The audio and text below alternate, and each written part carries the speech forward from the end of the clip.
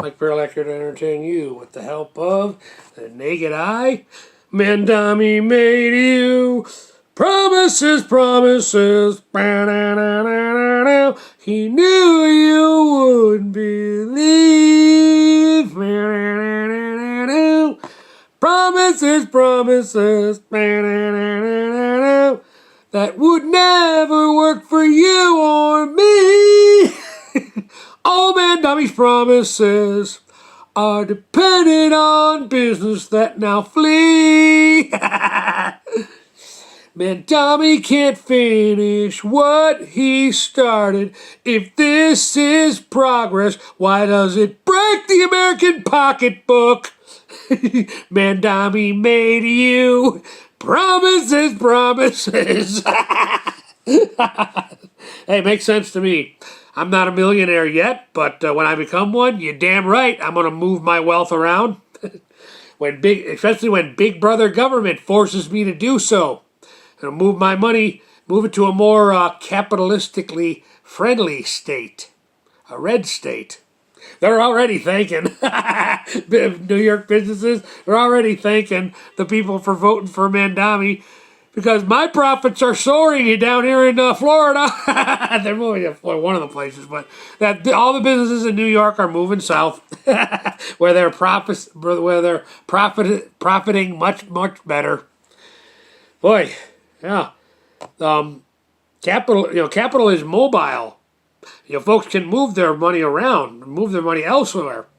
As Americans, as American investors, we have that option.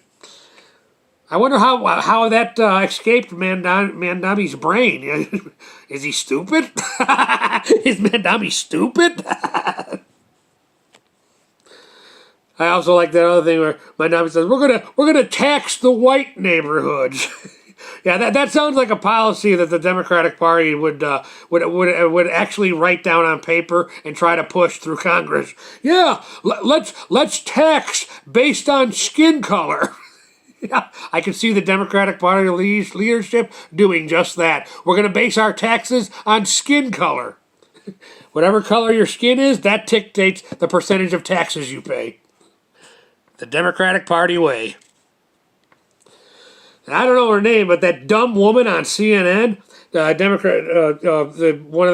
guy in the panel, it was on a clip on CNN I got wind of, but the guy was saying, it was telling this one, it's the Democrats who voted for this shutdown and to prolong it for as long as they did, longest shutdown in American history. Made Americans suffer, no food stamps, all that. And this dumb woman, what does she say?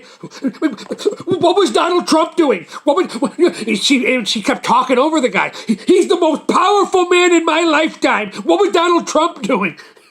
No, dumb woman. If this were the case, we would be living under a dictatorship. Yes, the president has power. He doesn't have all the power. You Democrats shut down the government and force Americans to suffer because you wanted to try to paint Trump in a negative light. Same BS. Yeah, but we don't live under a dictatorship. So no, Trump doesn't have all the power. Well, he has a lot more power now that you shut down the government, dummy. But at the end of the day, it's still not a dictatorship. It's a constitutional republic, and thank God it is. Yeah, well, what do you know? The BBC, even more historical evidence of historical corruption, being a corrupt news organization. Even a good, well-intended news reporter. I don't think we have any of those anymore. But when traveling to report internationally, they're usually stuck in a hotel where the only thing they can watch is CNN. Am I the only one who sees a problem with this? God, this is why Europe's done. Thank God I live in America because Europe is probably going to burn to the ground. And now a word on anti-Semitism. Yeah, it's on the rise on the right, there's evidence of. And let me be clear, I believe this is not right, that this is happening, but Anti-Semitism has been on the rise for decades on the left. Decades. And what did the Democratic Party do? They chose to embrace and even advance it. Yep. And that's why now all the race, IST, is coming from the left. Because the Democratic Party's embracing and advancing anti-Semitism for years. Oh, the evil white man, the evil white heterosexual. It's all their fault. The rest of this video is going to be kind of sort of a recap of some stuff I've talked about on the last couple of videos.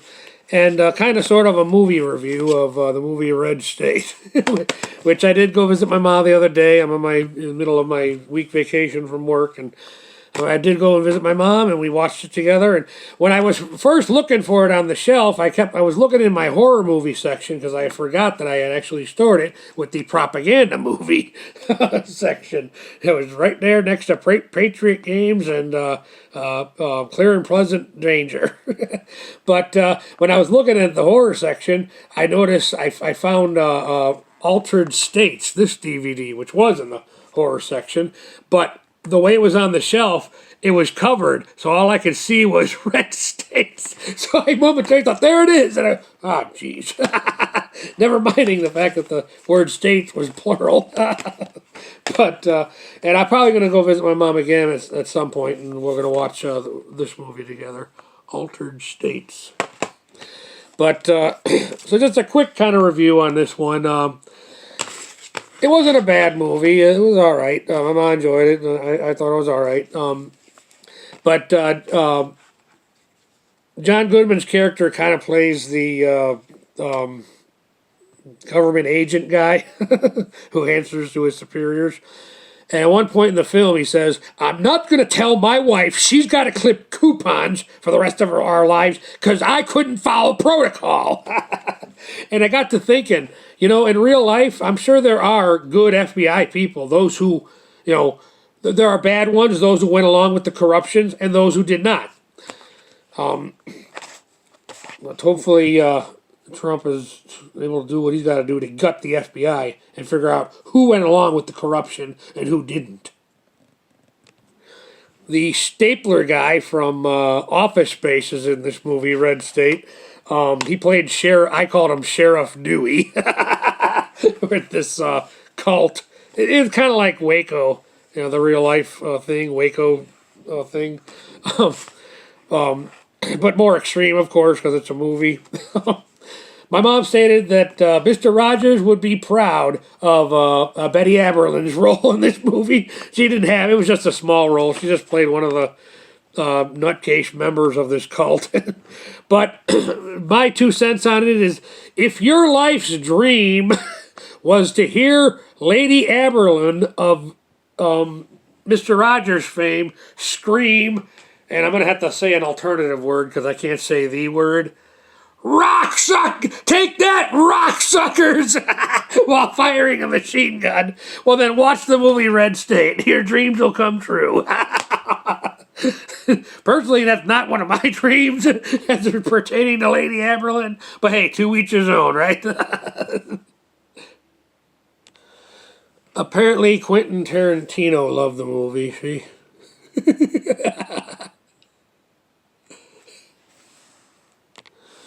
And with that, I guess I'll end this one the way I tried to end the last one. I recently watched a video from Matt Cross where he talked in depth about the stock market and everything. And he quoted Warren Buffett, he said one of the best investors in the world. He said, I don't necessarily agree with his politics, but I don't know what his politics are. But I thought the quotes were worth repeating. So, the stock market is a device for transferring wealth from the impatient to the patient. Patient are those who are in it for the long haul. And the impatient, those who panic sell, as Alex P. Keaton would say. That episode of Family Ties where a black family is moving, this is in the 1980s, by the way. A black family is moving into the neighborhood, and some of the people in the neighborhood in the show are concerned that this is going to bring down property value. And of course, Alex P. Keaton says, you mentioned property value, which I feel I must address this. And the only way that would happen is if a bunch of people panic sell. That's what would drive down the value of property. If a bunch of people panic sell. But that takes more brains than I guess most people have to understand. Oh, there was one other quote from this Warren Buffett guy. When people are fearful, be greedy. When people are greedy, be fearful. Amongst one of the smartest things said about money and investing. So, all right, well, that'll do it for this one. I do have to go to my second job today, so I took down the Halloween decorations. I gotta get ready. I probably won't get to putting the Christmas decorations up till tomorrow, but